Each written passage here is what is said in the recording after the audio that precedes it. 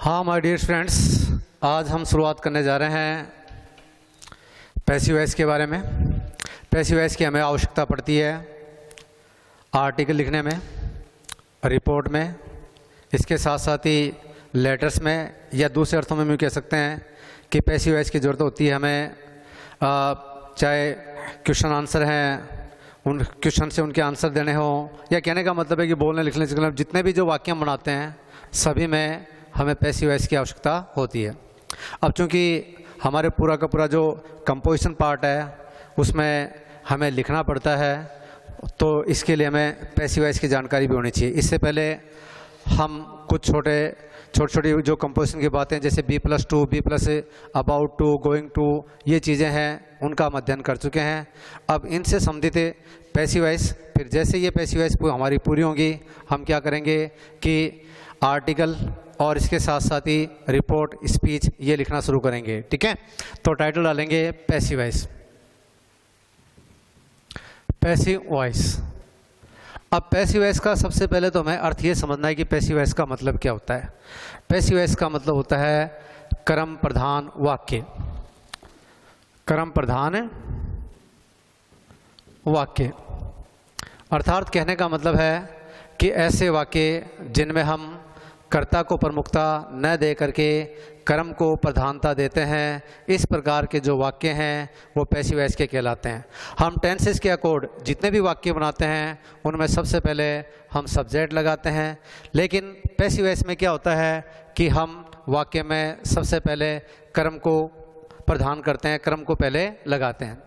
अब तो इसके लिए सबसे पहले हम देखते हैं कि जिस प्रकार से टेंसेस की पहचान हमने लिखी थी, ठीक है, तो टेंस में पहचान जैसे हिंदी वाक्यों के अंदर में सिंपल प्रेजेंट में ता है, ती है, ते हैं, लेकिन पैसिव वॉइस में कुछ अलग होता है। ये सभी बातें हमें देखनी है।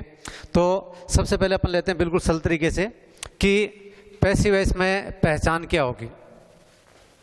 तो यहाँ पर मैंने लिखा है टेंस और यहाँ पर लिख दिया है मैंने पैसिव वॉइस में पहचान।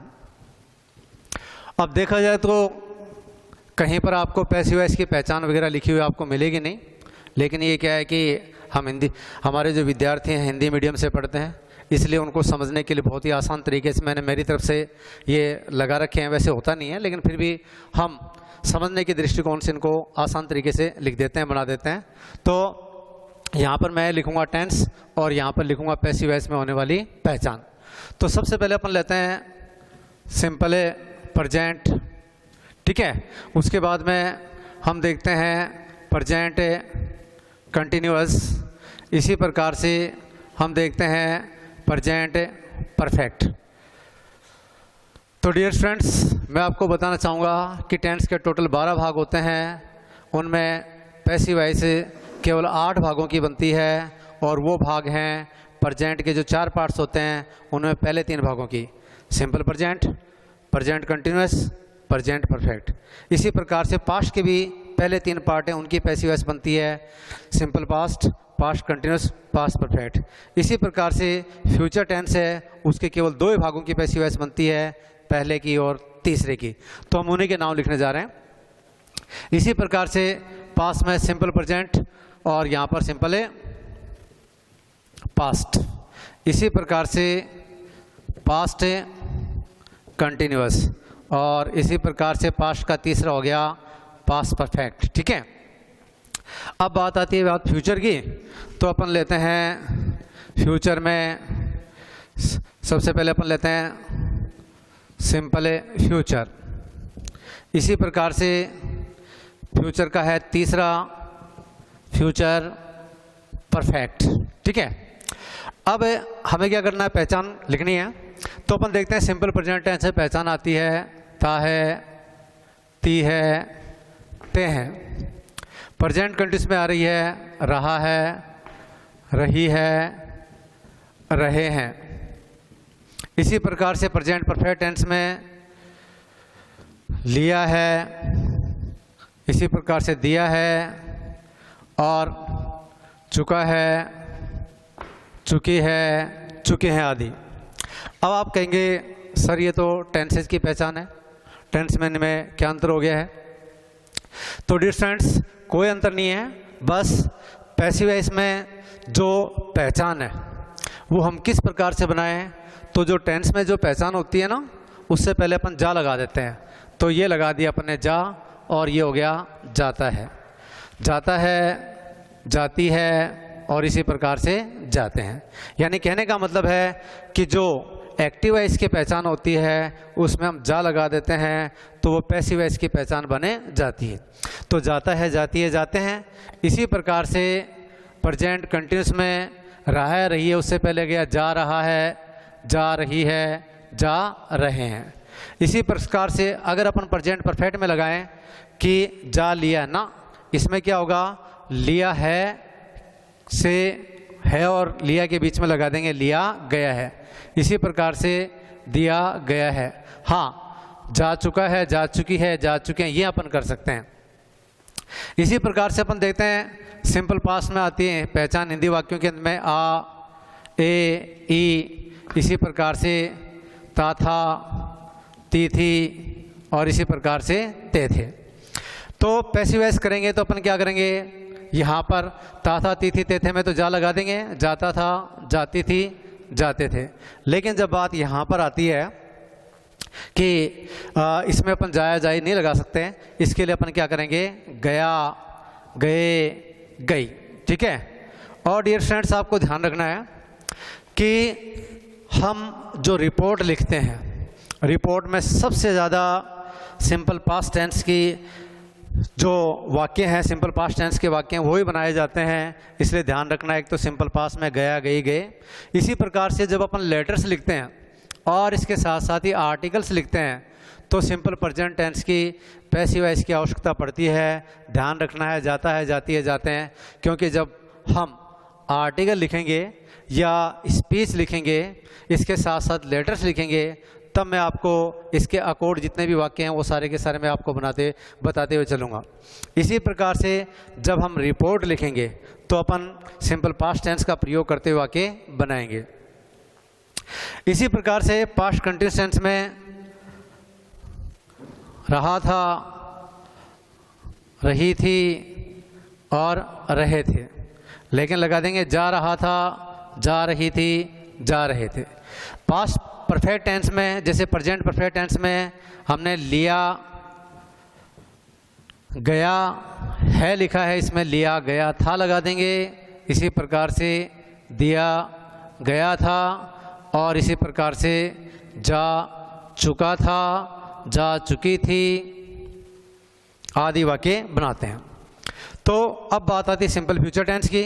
सिंपल फ्यूचर टेंस में अपन देखते हैं टेंस में आता है गा, गे, गी। तो डियर फ्रेंड्स इसमें अगर अपन जा लगा तो जागा, जागी, जागी हो जाएगा? नो। इसके लिए अपन क्या लगाएंगे?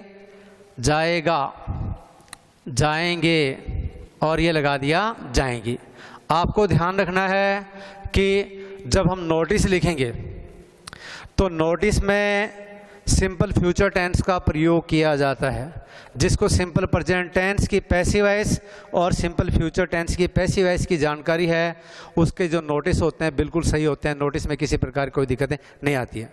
लेकिन अगर आपको सिंपल प्रेजेंट टेंस नहीं आता, सिंपल फ्यूचर नहीं आता है, तो आप चाहे कितने भी रट्टे मार लें, आपके नोटिस हैं सारे के सारे गलत हो जाएंगे। ठीक है। इसी प्रकार से बात फ्यूचर परफेक्ट की, तो फ्यूचर परफेक्ट खास नहीं है, लेकिन फिर भी हम लिखेंगे लिया, गया, होगा, दिया, गया, होगा। इसी प्रकार से जा चुका, होगा, जा चुकी, होगी, आदि शब्द आते हैं। तो इस प्रकार से डियर फ्रेंड्स हम देखते हैं कि पैसिव वॉइस के जो वाक्य हमें आसानी से समझने हैं, तो जो कमज़ोर विद्यार्थी होते हैं, होशियार बच्चे, उनके कोई दिक्कत नहीं आती है, उनको एक दो बार बता देते हैं, उनको समझ में आ जाता है, कोई दिक्कत नहीं है। लेकिन कमज़ोर स्टूडेंट्स हैं, उनके सामने दिक्कत आती है कि वो उनको वाक्य पहचानने में भी समस्या होती है। इसके लिए बहुत आसान सा तरीका ये है कि अगर उनको टेंसेस की जानकारी है तो उसमें जा लगा देते हैं, ध्यान रखना है। तो सिंपल प्रेजेंट में ता है, तीते हैं, जा लगा दिया, जाता है, जाती है, जाते हैं। प्रेजेंट कंडीशन में रहा रही है, जा लगा दिया, जा रहा है, जा रही है, जा रहे हैं। प्रेजेंट परफेक्ट में लिया है, दिया है, तो लगाते गया लगा दिया, लिया गया है, दिया गया है, जा चुका है, जा चुकी आदि शब्द जाते हैं। इसी प्रकार से सिंपल पास्ट टेंस में आई की ध्वनि आती है, लेकिन हम क्या लगाएंगे, गया गई गए लगाते हैं। ध्यान रखना है सिंपल प्रेजेंट और सिंपल पास्ट टेंस। इसी प्रकार से पास्ट कंटिन्यूअस में रहा था, रही थी, रहे थे, जा रहा था, जा रही थी, जा रहे थे। इसी प्रकार से पास्ट परफेक्ट में लिया गया था, दिया गया था, जा चुका था। इसी प्रकार से सिंपल फ्यूचर में जाएगा, जाएगी, जाएंगे, और फ्यूचर परफेक्ट में लिया गया होगा, दिया गया होगा, जा चुका होगा, जा चुकी, जा आदि शब्द आते हैं। तो इस प्रकार से डियर फ्रेंड्स हमें ध्यान रखना है, एक तो प्रेजेंट इंडेफिनिट टेंस का, दूसरा हमें पास्ट इंडेफिनिट टेंस का, और तीसरा फ्यूचर इंडेफिनिट टेंस का। इनके आधार पर अगर अपन वाक्य बनाएंगे तो बहुत ही आसान तरीके से अपन वाक्य बना सकते हैं। ठीक है, अब थोड़ा सा आगे और चलते हैं। ये बात हो गई हमारी पैसिव वॉइस की, ठीक है, पहचान की। तो टेंस के टोटल 12 भाग, 12 भाग में से पैसिव वॉइस केवल 8 भागों की ही, प्रेजेंट के पहले 3, पास्ट के पहले 3, फ्यूचर का पहला और तीसरा। इसी प्रकार से अब आगे चलते हैं थोड़ा सा।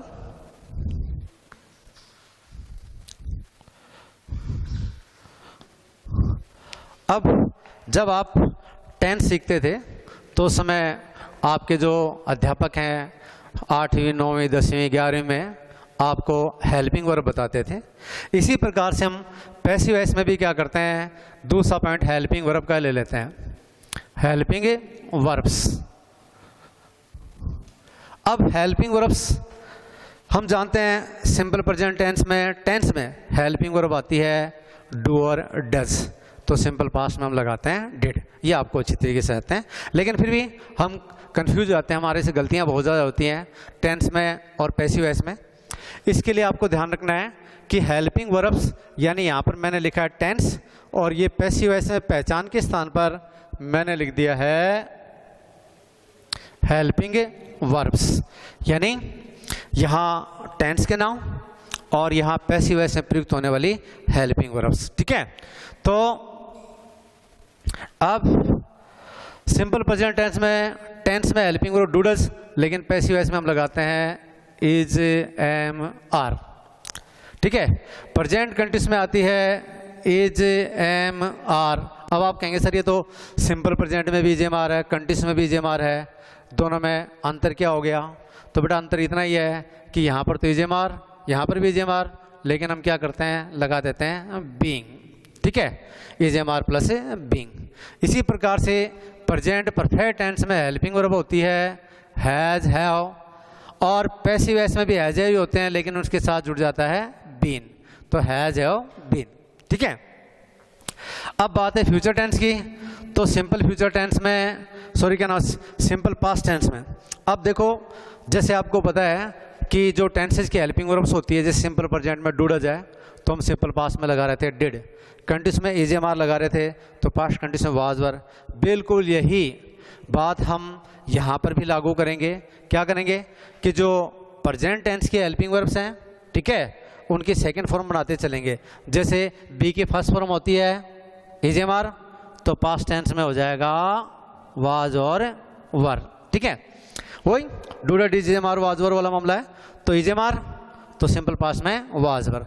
अब देखिए प्रेजेंट कंटिन्यूअस में इज एम आर है तो पास्ट कंटिन्यूअस में भी हम क्या करेंगे, वाज वर ही लगाएंगे, लेकिन देखिए ये लगा दिया being, is am are was were, is am are being तो वाज वर बीइंग। इसी प्रकार से यहाँ पर प्रेजेंट परफेक्ट में हैज है तो हम जानते हैं हैव की पास्ट फॉर्म होती है हैड, तो प्रेजेंट परफेक्ट में हैज है तो पास्ट परफेक्ट में हैड, पैसिव वॉइस में बीन, तो यहाँ पर भी हमने लगा दिया है बीन।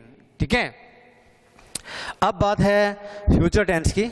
तो फ्यूचर टेंस में हम देखते हैं शैल ऑब्लिक विल प्लस बी, और फ्यूचर परफेक्ट में भी टेंस हो चाहे पैसिव वॉइस हो उनमें शैल विल लगता ही है, और ये लगा दिया हैव बीन।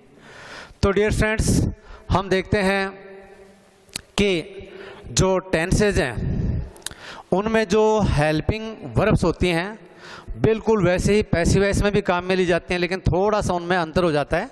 यानी सिंपल प्रेजेंट टेंस में जो डू डज है पैसिव वॉइस में इज एम आर, तो सिंपल पास्ट में वाज वर, प्रेजेंट कंडीशन में इज एम आर बीइंग, तो पास्ट कंडीशन में वाज वर बीइंग, परफेक्ट में हैज बीन, तो पास्ट परफेक्ट में हैड बीन। बात फ्यूचर की तो शैल विल प्लस बी, और फ्यूचर परफेक्ट में shall will plus have been का प्रयोग हम करते हैं। ठीक है, अब तो अभी तक हमारी जो बातें हैं वो ये है, एक तो टेंस के टोटल 12 भाग, पैसिव वॉइस बनती केवल 8 भागों की ही। सबसे पहले हमने पहचान लिखी, सिंपल प्रेजेंट टेंस में पहचान बताया जाता है, जाती है, जाते हैं, तो सिंपल पास्ट में गया, गई, गए, और जाता था, जाती थी, जाते थे। पास्ट प्रेजेंट कंडीशन में जा रहा है, जा रही है, जा रहे हैं, तो पास्ट कंडीशन में जा रहा था, जा रही थी, जा रहे थे। प्रेजेंट परफेक्ट में लिया गया है, दिया गया है, जा चुका है, जा चुके हैं, तो पास्ट परफेक्ट में लिया गया था, दिया गया था, जा चुका था, जा चुकी थी, जा चुके थे। इसी प्रकार से सिंपल फ्यूचर में जाएगा, जाएगी, जाएंगे, और फ्यूचर परफेक्ट में लिया गया होगा, दिया गया होगा, जा चुका होगा, जा चुकी होगी, आदि शब्द आते हैं। तो हमें ध्यान रखना, एक तो सिंपल प्रेजेंट, और दूसरा सिंपल पास्ट टेंस, और तीसरा सिंपल फ्यूचर टेंस, इनके बारे में विशेष ध्यान रखना है। इसी प्रकार से बात है हेल्पिंग वर्ब्स की, तो हमने प्रेजेंट इंडेफिनिट टेंस में हेल्पिंग वर्ब की इज एम आर, तो past indefinite was were, condition में इज एम आर बीइंग, तो past condition was were being, present perfect में हैज बीन, तो पास्ट परफेक्ट में हैड बीन। बात फ्यूचर की तो शैल विल प्लस बी और shall will plus have been. ठीक है, अब हम थोड़ा सा आगे और चलते हैं, और अभी हमने सबसे पहले जैसे आपको सर ने पहले टेंस सिखाए थे उसके अकॉर्ड ही पैसिव वॉइस भी हम सीख रहे हैं। टेंस में आपको सबसे पहले पहचान लिखाई गई थी, हमने पहचान लिखी है। दूसरा पॉइंट सर आपको हेल्पिंग वर्ब का लगाते थे, हमने भी वो हेल्पिंग वर्ब भी लगाई है। इसी प्रकार से अब आती है बात तीसरे पॉइंट की, और तीसरा अपना होता है टेंस में जब हम सीखते हैं तो लगाते हैं मैन वर्ब। ठीक है, तो पैसिव वॉइस में भी हम किसका प्रयोग करेंगे, मैन वर्ब का ही प्रयोग करेंगे। ठीक है, तो अब पैसिव वॉइस में क्या होता है, तो पैसिव वॉइस में मैन वर्ब की सदैव थर्ड फॉर्म का प्रयोग किया जाता है। ठीक है, तो ये हमारे लिए बहुत बढ़िया काम है, क्योंकि हम देखते हैं कि जब टेंसेज में हम हेल्प मैन वर्ब लगाते हैं तो उनमें अलग अलग होता है। जैसे प्रेजेंट इंडेफिनिट टेंस में अपने फर्स्ट फॉर्म लगाई थी, पास्ट में सेकंड फॉर्म, कहीं पर आईएनजी, कहीं पर थर्ड फॉर्म, सभी में अलग अलग था। लेकिन पैसिव वॉइस में ये बढ़िया बात है कि मैन वर्ब की हमेशा कौन सी फॉर्म आती है, थर्ड फॉर्म का प्रयोग किया जाता है। ठीक है, अब हम आगे चलते हैं। अगला जो अब हमारा जो मुख्य है काम है वो है स्ट्रक्चर पैटर्न। तो डियर फ्रेंड्स, पैसिव वॉइस का स्ट्रक्चर पैटर्न होगा, सबसे पहले अपन लगाएंगे सब्जेक्ट, असल में वो होगा ऑब्जेक्ट। क्या होगा, ऑब्जेक्ट। उसके बाद हम लगाएंगे हेल्पिंग वर्ब, और पैसिव वॉइस में हमेशा लगा देंगे थर्ड फॉर्म। ठीक है,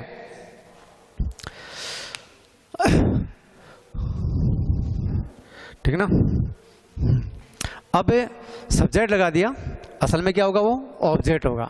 ठीक है, उसके बाद हेल्पिंग वर्ब भी मैंने लिखी है, इज एम आर वाज और is am are being, was were being, has been, had been, shall will be और shall will plus have been, verb की हमेशा थर्ड फॉर्म।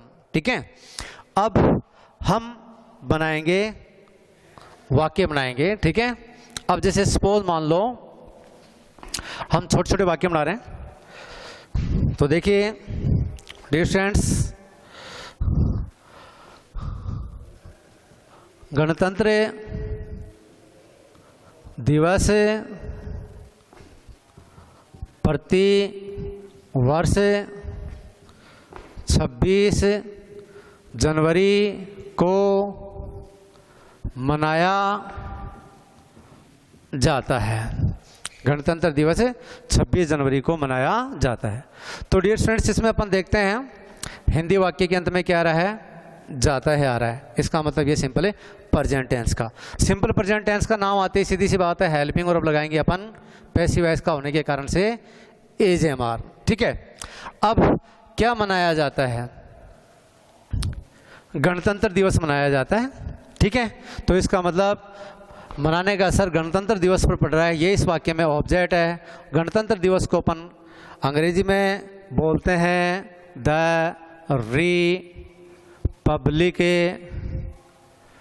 Republic day. ठीक है, अब सब्जेक्ट हो गया। अब हमें हेल्पिंग वर्ब लगानी है। सिंपल प्रेजेंट टेंस में हेल्पिंग वर्ब होती है इज एम आर, तो द रिपब्लिक डे सिंगुलर होने के कारण से अपने लगा दिया इज। अब वर्ब की थर्ड फॉर्म लगानी है। डिस्टेंस वर्ब क्या है, इसे मनाना, मनाने की अंग्रेजी क्या होती है, सेलिब्रेट। अब CELEBRATED लगाते ये हो गया हमारा थर्ड फॉर्म। तो सब्जेक्ट आ गया, असल में वो ऑब्जेक्ट है। उसके बाद में helping verb is am are में सीज लगा दी है, वर्ब की थर्ड फॉर्म सेलिब्रेटेड लगा दी है। अब उसके बाद हमें क्या करना है, जो आगे की चीज़ें वो जोड़नी है। तो भाई the Republic day is celebrated मनाया जाता है। कब मनाया जाता है, 26 जनवरी को। तो वार त्यौहार दिवस से पहले अपन लगाते हैं ऑन 26 जनवरी। और कब, प्रतिवर्ष। प्रतिवर्ष की अंग्रेजी हो गई है एवरी ईयर। ठीक है, तो डियर फ्रेंड्स, मैं समझता हूँ कि अब आपको समझ में आ गया होगा कि किस प्रकार से हम वाक्य बनाते हैं। तो सिंपल प्रेजेंट टेंस की हमें किस प्रकार से आवश्यकता पड़ती है। ठीक है, चलो आगे देखेंगे हम बाद में।